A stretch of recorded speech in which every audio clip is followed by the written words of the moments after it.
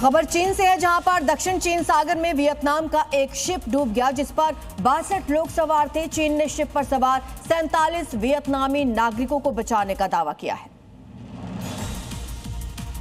चीन ने इस ऑपरेशन में मदद के लिए 6 जहाज और एक बचाव हेलीकॉप्टर भेजा है और वियतनाम के 7 जहाज भी खोज और बचाव अभियान में शामिल हैं। देखिए कैसे लाइफ जैकेट पहने इन लोगों को बचाकर लाया गया है और एक बड़े शिप पर इन्हें चढ़ाया जा रहा है। ग्लोबल टाइम्स के अनुसार चीन और वियतनाम ने मिलकर एक संयुक्त सर्च और रेस्क्यू कमांड सिस्टम बनाया। जीवित बचे लोगों का पता लगाने में सैटेलाइट इमेज का भी उपयोग किया गया। 24 जुलाई की रात खोए एनगुएन 18 नाम का एक वियतनामी जहाज दक्षिण चीन सागर में फंसकर डूब गया। चीनी पक्ष ने सूचना मिलने के बाद पहले समय पर तलाशी और बचाव कार्य शुरू किया। अब बात करते हैं उत्तराखंड की, जहां पर लगातार जारी बारिश ने पहाड़ी क्षेत्रों में मुश्किलें बढ़ा दी हैं। अलग अलग इलाकों में मलबा, बोल्डर और भूस्खलन के चलते आवाजाही प्रभावित हुई है। कर्णप्रयाग में तो 3 दिनों से रास्ता पूरी तरह से बंद है। अब इस तस्वीर को देखकर यहाँ के हालात का आप अंदाजा लगा सकते हैं। लैंडस्लाइड के बाद कैसे पत्थर का एक बड़ा टुकड़ा लुढ़क रहा है और बाद में नदी में गिरता है।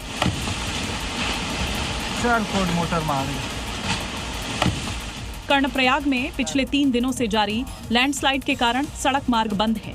देखिए कैसे सड़कों पर मलबा गिरा हुआ है। जिधर नजर दौड़ाइएगा दूर दूर तक सड़कों पर मलबा ही दिखेगा।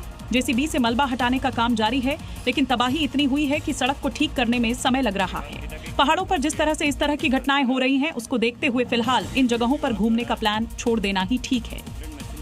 खबर पेरिस से, जहां पर पोर्ट डी क्लीची में एक व्यक्ति ने चाकुओं से 3 महिलाओं पर हमला कर दिया। इस दौरान स्थानीय नागरिकों और मौजूद पुलिस अधिकारी की बहादुरी से हमलावर को पकड़ा गया। लेकिन इस दौरान इसने जो कहा वो बेहद हैरान करने वाला है। उसने कहा कि ये अल्लाह का हुक्म था जिसने मुझे ऐसा करने को कहा। इसके बयान से साफ है कि इसकी मानसिक स्थिति ठीक नहीं है। अब इस शख्स को देखिए कैसे हाथ में चाकू लेकर दौड़ रहा है। बताया जा रहा है इसने 3 महिलाओं को चाकू मारकर घायल कर दिया, जिसमें 2 की हालत नाजुक बनी हुई है। हालांकि घटना के वक्त वहां से गुजर रहे एक ऑफ ड्यूटी पुलिस अधिकारी ने तुरंत आरोपी को पुलिस हिरासत में ले लिया। पेरिस पुलिस फिलहाल आरोपी से पूछताछ कर रही है। और अब खबर जापान से, जहां पर इन दिनों भीषण बारिश हो रही है। नेगाटा रेलवे स्टेशन के पास पानी इतना ज्यादा भर चुका है कि गाड़ियां पानी में तैरती हुई दिखाई दे रही हैं। देखिए जापान की तस्वीर। और अब आप जहां तक नजर दौड़ाइएगा वहां तक सड़क पर पानी ही पानी दिखेगी। देखिए पानी में कैसे गाड़ियां रेंग रही हैं।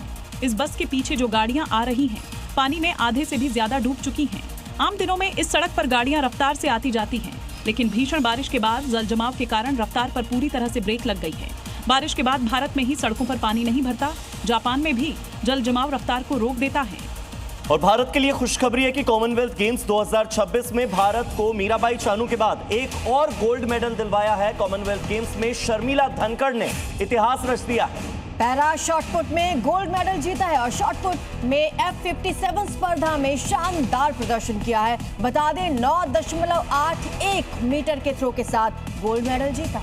शर्मिला ने 9.81 मीटर का सीजन का सर्वश्रेष्ठ प्रदर्शन किया है और इतिहास रच दिया।